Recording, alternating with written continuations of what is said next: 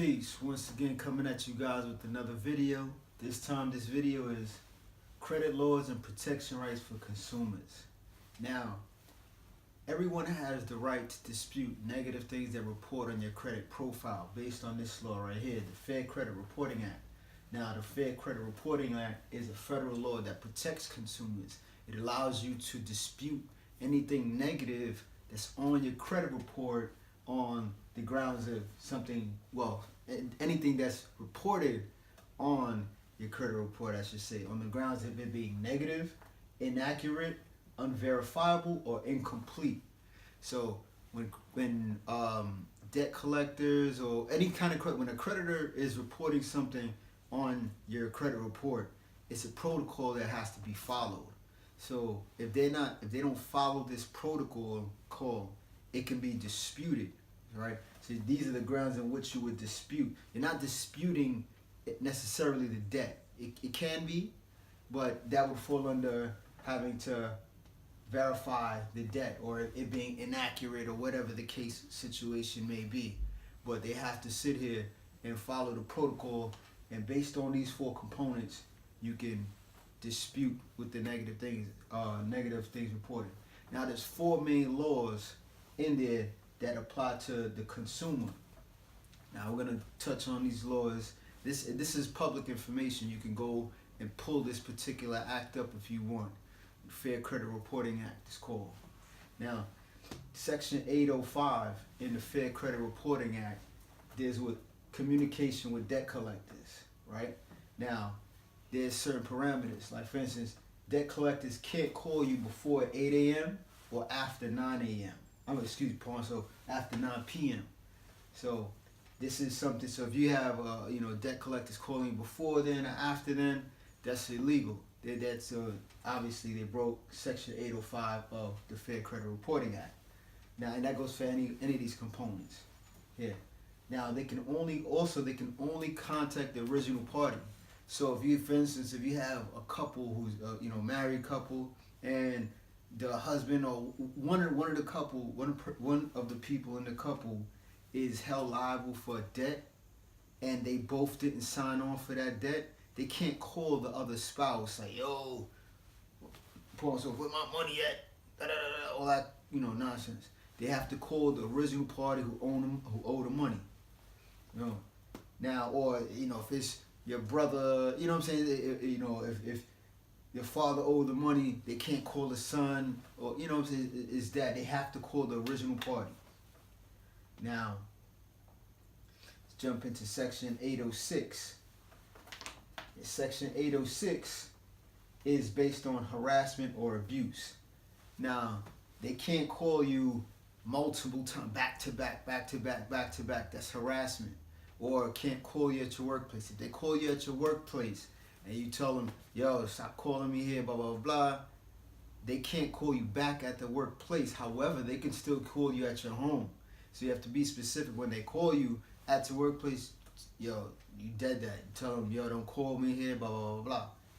So, or abuse as well. Like, they can't sit here and tell you, hey, and no profanity, I need to add that into. They can't talk wreckful to you, threatening you, or talk sexist, or just be cursing and stuff like that. They can't talk disrespectful to you, and they can't threaten you as well. Like, we're gonna come and do this, and send my man or my boy over there to break your arm if you don't pay this. All this wild stuff. They can't do any of that. So these, when you're dealing with a debt collector, they call you, you have to be you have to get their name, where they work, and if possible, record the conversation, because if they break any one of these laws, right, you have the right to sue. And you can get up to $1,000 for each particular violation. So if they called you 10 times and they broke these laws 10 times, and you can prove it, then you got up to $10,000 check coming to you.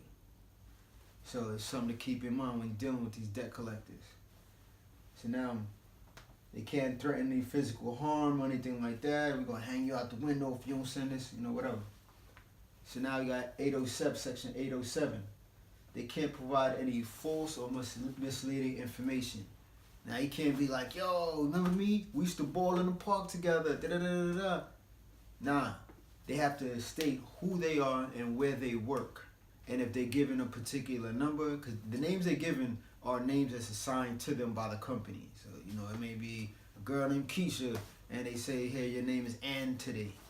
Whatever, but you have to get whatever name. If it's Ann for that day or Keisha for that, whatever it is, then that's the name you have to get. When they call you, get the name, where they work. They can't front like, yo, I'm your boy from Facebook, or we used to ball together, or blah, blah, blah, or, I'm such and such cousin, or they have to give the name that's assigned to them by the company.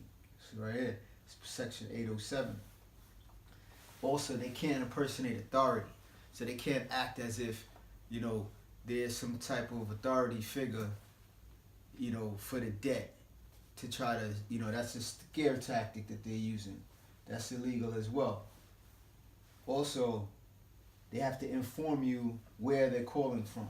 So if you get if there's a situation where, as I stated before, they're not telling you the agency, you have to ask the agency. So it works in your favor if you're recording this type of conversation, because if they're refusing to give you where they work, you have this on record, you have the phone number as well, so you can trace that phone number. That also goes over here to harassment. They can't skip trace your phone.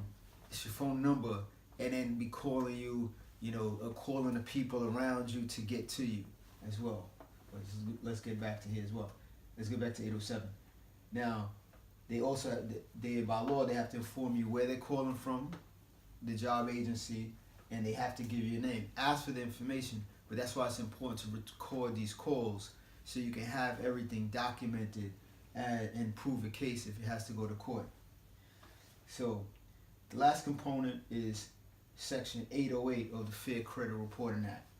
Now, this one deals with fair collection practices, right? They can't collect any post-dated checks, anything that's after 5 days old.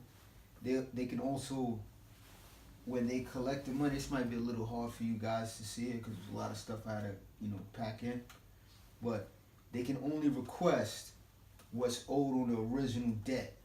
So if you owe $5, then that's what they can't tell you, I need $100, you got $100 for me, you only owe $5. They can only request for the original debt. Because what they do is this: consumer debt collectors, they buy debt for any credit or debt issuer. So if it's like a medical debt or whatever company that issues debt, a car place or whoever it may be, what they do, they buy up the credit card company. Anybody can form a collections agency. What happens is they buy these debts pennies on a dollar, right? And then they call the people and try to collect on these debts. So if let's say you owed $1, and they say, hey, we're gonna buy this 5 cents.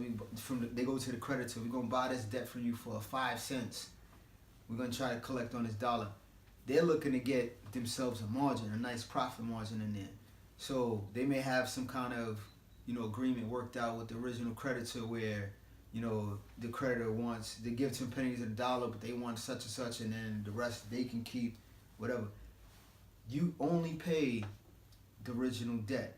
They can request, they can tell you, yes, it's your $1, but pay penalties and fees, and so it's $500 now. Yo, you only owe $1, so don't let these people gas you. So now, the next thing is, they can't threaten to sue. They can't sit here and tell you, if you don't pay this debt, we're going to sue you, your credit going to be messed up, we're going to take your house, blah, blah, blah, when your kids going to go to school, all that. Well, however they threaten, they can't threaten. It's illegal for them to threaten you. And that's why it's important to record these conversations when you're dealing with these people, because a lot of these companies, not all, but a lot of these companies do violate these particular laws. Well, and as long as you can document it, you have yourself a lawsuit, and you can collect up to $1,000 per violation on each law that they have broken. All right, but that's a quick little, synopsis of credit laws and protection rights for consumers. If you guys should make the time and just go over the Fair Credit Reporting Act, or if just if anything, at least these sections in that, so you can get a little more familiar as to what's going on, and you can operate better in this particular scenario. All right, once again, enjoy your day, work harder.